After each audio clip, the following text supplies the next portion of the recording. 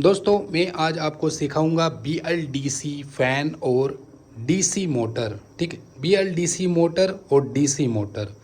BLDC motor आपके rickshaw वगैरह के अंदर, हेलीकॉप्टर जो टॉय वाले जो भी हैं, बहुत सारे ड्रोन्स वगैरह सब में BLDC होता है। बहुत ही पावरफुल होती है मोटर, और ये DC मोटर होती है। तो इन दोनों में अंतर क्या होता है, चलो मैं आज आपको कंप्लीट सिखाऊंगा, फिर इसके बाद क्लोज़ कर देंगे ये वाला स्टेप। ओके, फिर नई चीज़ लाएंगे आपके लिए।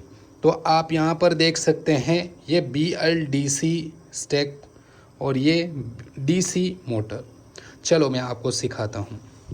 सबसे पहले जान लीजिए DC मोटर के बारे में। DC मोटर यानी कि डायरेक्ट करंट से ही वर्क करती है। इसके सामने एक मैग्नेट लेके आ जाएंगे तो ये कोयल आराम से घूम जाती है दो कार्बन ब्रश की मदद से। इसके अंदर आप देख सकते हैं दो कार्बन ब्रश, एक ये वाला एक ये वाला। तो इसमें क्या होता है, जब ये दोनों टच रहते हैं इस मोटर की कोयल्स पे, तो इसके अंदर मैग्नेट बनाता है। दोनों में, दोनों साइड NS मैग्नेट बनाता है कंटिन्यू, और अलग अलग पोजीशन पे अलग अलग मैग्नेट बनता है।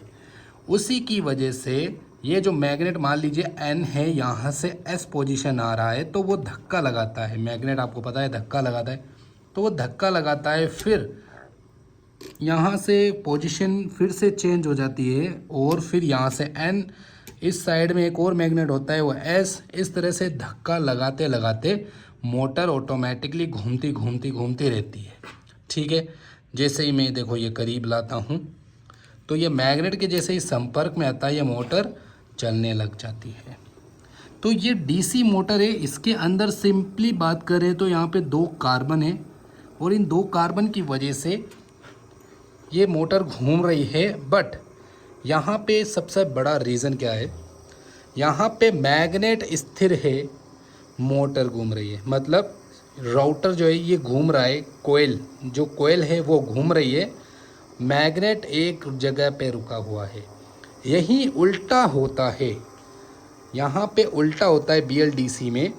मोटर यानी कि मोटर होती है, वाइंडिंग होती है, ये रुकी हुई होती है, मैग्नेट घूमता है। समझ रहे हो आप, मैग्नेट घूमता है और कोयल रुकी हुई होती है। तो मैग्नेट को घुमाने के लिए कोई कार्बन की यहाँ पे आवश्यकता नहीं होती है। कार्बन अगर आप लगा दोगे तो ये मैग्नेट घूमेगा ही नहीं। ओके, यहाँ पे वायर है, तो इसको घुमाने के लिए, मैग्नेट को घुमाने के लिए PCB की आवश्यकता होती है। ये वाला PCB है। इसी PCB की मदद से यहाँ पे फ्रीक्वेंसी क्रिएट होती है। सही से समझो, जैसे कि ये मैग्नेट है, इस साइड में N आ रहा है, मैग्नेट का एक पोजीशन N वाला है, एक पोजीशन S वाला है। इस तरह से पूरे राउटर के पूरे स्टेटर में, यानी पूरे मैग्नेट की रिंग में अलग अलग है, NS NS NS इस तरह के। ओके, तो अब ये वाला यहाँ पे N आ रहा है इस साइड, और मैग्नेट इस साइड में S आ रहा है, तो वो मोटर को धक्का लगाएगा। बट मोटर को यहाँ धक्का लगने की ज़रूरत नहीं है, क्योंकि यहाँ पे मैग्नेट ओपन है, मैग्नेट को धक्का लगेगा। तो आप समझ रहे हो ना बात मेरी। ये जो PCB है ये कार्बन ब्रश का वर्क कर रही है। यहाँ पे DC मोटर के अंदर जो कार्बन ब्रश लगा हुआ है, इस पोजीशन की वजह से यहाँ पे ऑटोमेटिकली ये मोटर चेंज करता रहता है बार बार अपना पोजीशन, और मैग्नेट का संपर्क बनाए रखता है। वैसे ही यहाँ पे ये जो PCB आपको नज़र आ रही है, ये PCB 3 फेज़ आउटपुट देता है, लो वोल्टेज इस कोयल के अंदर फ्रीक्वेंसी जनरेट करता है। उसी फ्रीक्वेंसी की वजह से यहाँ पे ये जो मैग्नेट है घूमता है। समझ रहे हो मेरी बात? ठीक है, अब मैं आपको बताता हूँ। अब आप कहेंगे कि उस PCB को पता कैसे चल रहा है कि ये पोजीशन N है, ये पोजीशन S है। तो देखें, जब RY के अंदर करंट जाता है इस मोटर के अंदर, तो इस मोटर से एनर्जी भी क्रिएट होती है। जहाँ ऑफ पोजीशन होता है वहाँ पे ये जो मैग्नेट है ये घूमने की वजह से ऑफ पोजीशन वाली वायर के अंदर, मतलब मान लीजिए B के अंदर करंट अभी फ्लो नहीं हो रहा है, बट ये मैग्नेट तो घूम रहा है, तो घूमने की वजह से इसके अंदर इलेक्ट्रिसिटी प्रोवाइड होती है, और वह इलेक्ट्रिसिटी नेगेटिव है या पॉजिटिव, चलो मान लीजिए पॉजिटिव है, तो वो जो पॉजिटिव है वो बी पोजीशन में जाएगा, मतलब बी वाले वायर में जाएगा और अंदर बताएगा कि यहाँ पे नेगेटिव है इस पोजीशन में। तो यहाँ पे नेगेटिव है तो आगे हमें क्या भेजना है वो संपर्क बताएगा, मतलब वो पीसी पे बताएगा आगे क्या भेजना है, कौन सा पल्स भेजना है, पल्स से वर्क करता है, कौन सा आगे पल्स भेजना है, एन भेजना है, एस भेजना है, मतलब नेगेटिव भेजना है, पॉजिटिव भेजना है, कुछ इस हिसाब से चलता है। तो वह चीज़ें इसके साथ में वर्क करती है। इसमें कोई सेंसर नहीं होता है, वैसे रिक्शा वगैरह मोटर में सेंसर होते हैं, बट इसको कंटिन्यू चलना होता है इसलिए इसके अंदर सेंसर वगैरह नहीं होते हैं, डायरेक्ट होता है ये उसकी वजह से ही पोजीशन चेंज कर करके मैग्नेट को घुमाता है। बहुत ही ज़्यादा मेहनत वाला काम होता है इस BLDC मोटर में, बट इस कार्बन मोटर में इतनी मेहनत नहीं होती। लेकिन यहाँ पे इस मैग्नेट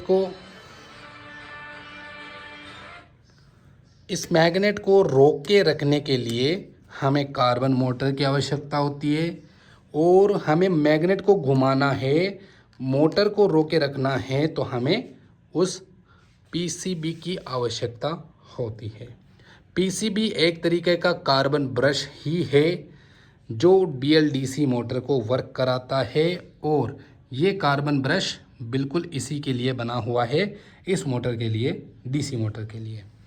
तो आप ये चीज़ समझ रहे होंगे, बट ज़्यादा प्रॉब्लम BLDC मोटर में आती है। क्यों, मैं बताता हूँ।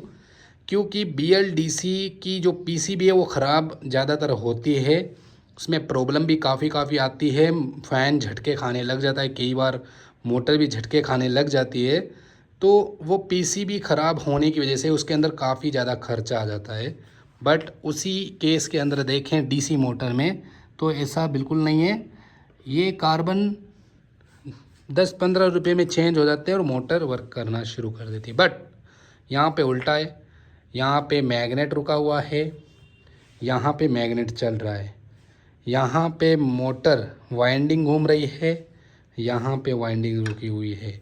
तो वाइंडिंग को रोके रखने के लिए, मैग्नेट को घुमाने के लिए BLDC मोटर बन गई, ओके।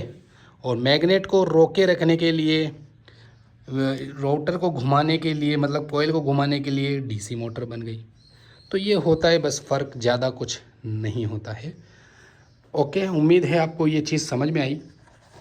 गाइस, अगर मेरी वीडियो आपको पसंद आती है तो और मुझे आप कमेंट कर सकते हो, मैं आपके लिए बहुत सारी वीडियोस बनाता रहता हूँ, बना भी सकता हूँ।